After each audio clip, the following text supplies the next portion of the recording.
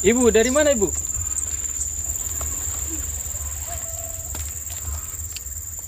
Dari kebun, Pastor. Bapaknya di mana? Seandainya dia sungguh laki-laki, tidak mungkin nasib saya separah ini. Setan laki-laki itu. Sudah 5 tahun dia pergi dari rumah. Katanya cari uang, tapi tidak pulang-pulang. Biadab memang. Saya ini bertahan karena sudah nikah gereja saja, Pastor. Mana ada laki-laki mau berpikir seperti itu?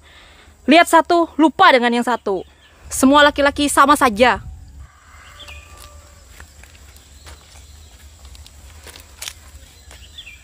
Maaf, Pastor, saya emosi sekali. Saya lanjut dulu. Laki-laki biadab. Sama saja semua laki-laki. Hanya Yesus yang betul laki-laki. Yang lain, biawak semua. Ibu.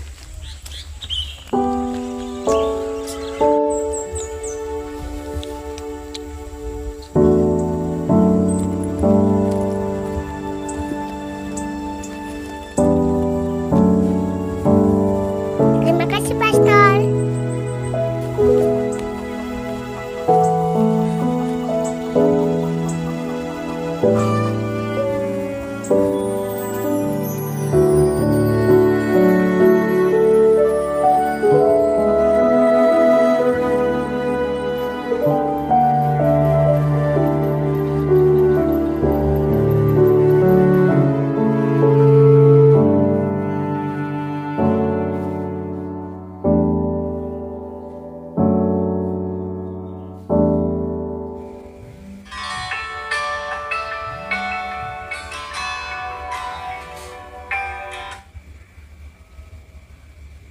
Halo.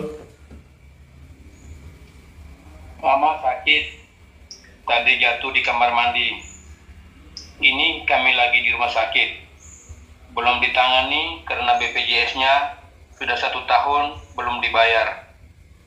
Kami tidak tahu mau minta uang sama siapa nih.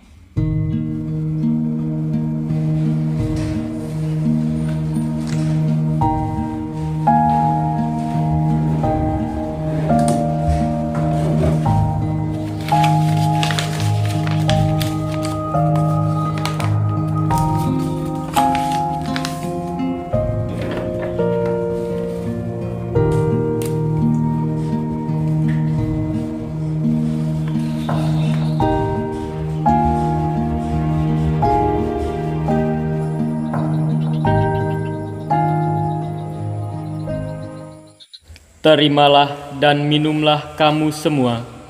Inilah piala darahku, darah perjanjian baru dan kekal, yang ditumpahkan bagimu dan bagi semua orang, demi pengampunan dosa. Lakukanlah ini sebagai kenangan akan daku.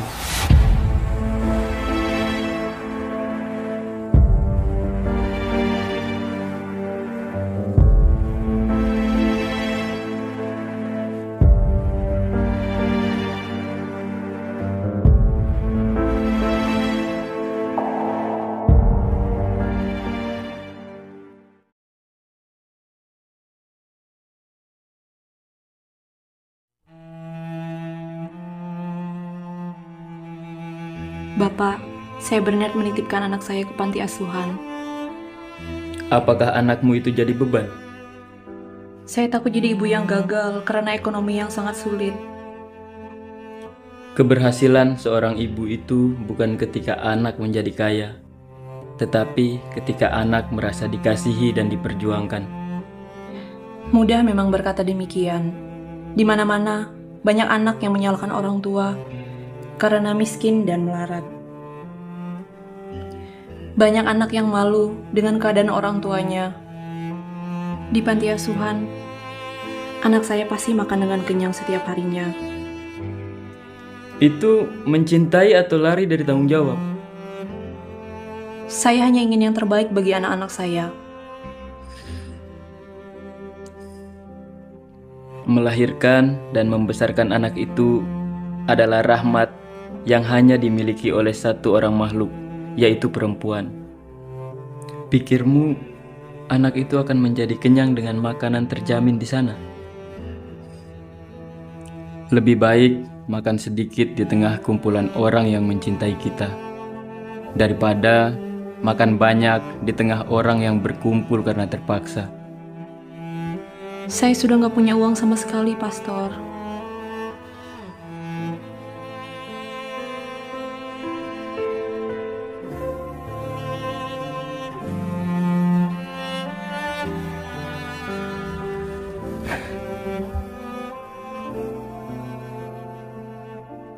Kamu tidak harus memenuhi kebutuhan semua orang.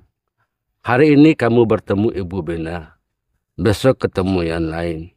Dunia ini tak pernah selesai dengan kebutuhannya. Setidaknya kita bisa melakukan hal sederhana daripada hanya berdiam diri menyusun khotbah mingguan.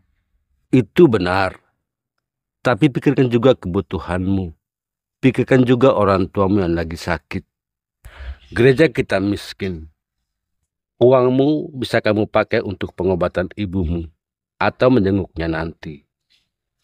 Lalu, kapan kita bisa menjadi berarti? Daripada berkompromi dengan pertimbangan ini itu yang tidak pasti. Kenapa tidak bertindak saja? Selebihnya, urusan Tuhan. Kamu masih terlalu muda untuk mengerti itu semua. Saya tidak berharap menjadi tua dengan kebijaksanaan yang abu-abu. Kita mengembangkan gereja ini bukan untuk 1-2 orang. Kamu juga tahu berapa jumlah kolektor kita setiap minggu. Untuk kita berdua saja itu terlalu minim. Lalu, kapan kita menemukan alasan yang serius untuk peduli? Kita menahan uang minggu demi minggu. Kapan uang-uang itu dapat berguna bagi umat? Setidaknya untuk 1 atau 2 orang. Kalau satu diberi, yang lain mengirih. Maka lebih baik kita kunci untuk alasan yang lebih besar. Tapi, tidakkah kita bisa lebih peduli dengan yang di depan mata, tanpa harus berasumsi seperti itu? Umat kita pasti punya hati nurani. Ibu Bena butuh uang. Anaknya terancam. Tidakkah kita dapat melakukan sesuatu? Ya, tapi kita tidak harus bertanggung jawab dengan setiap kesulitan orang. Saya mengenalnya sudah lama. Saya juga selalu mendoakan. Kita yang perlu lebih banyak mendoakan diri kita. Maksudmu apa? Kita terlalu takut dengan apa kata orang. Kalaupun orang mengatakan kita tidak adil, pilih kasih, biarlah itu menjadi duri untuk imamat kita. Setidaknya kita berusaha untuk menjadi berarti. Kalau selalu menolak dikata-katain orang, kita akan kelihatan tampak bersih hanya saat pakai jubah. Apa artinya imamat kalau kita tidak pernah merasakan sakitnya jadi imam? Dirimu terlalu idealis. Tapi ingat, hati-hati dengan kepedulianmu itu. Tak ada yang begitu peduli denganmu di saat dirimu butuh. Saya mengalami itu. Oke lah, 3 hari lagi saya akan mengundang Dewan untuk rapat tentang sumbangan itu. Terlalu lama.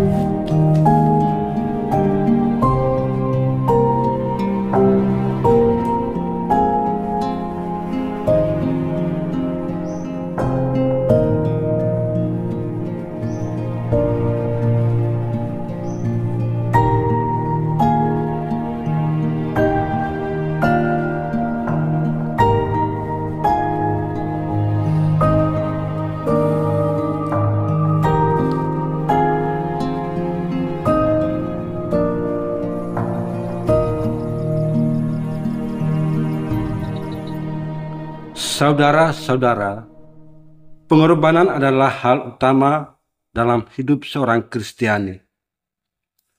Kita semua dipanggil untuk menjadi berarti dengan berkorban.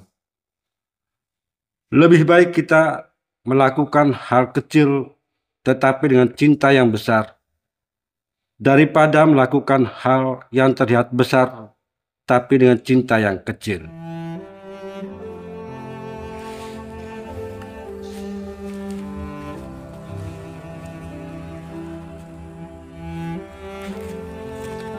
Ibu,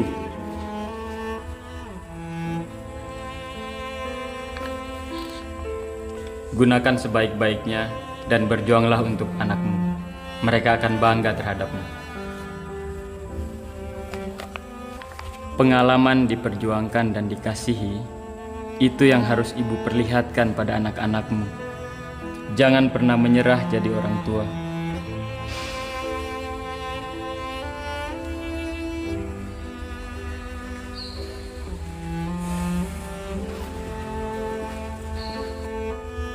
Pastor, terima kasih topi ini.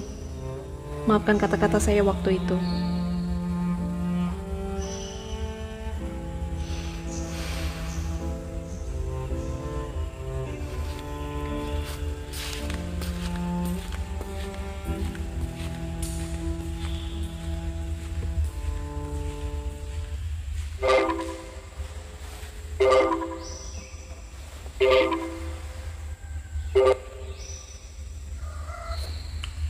Halo, Mama baru saja dipanggil Tuhan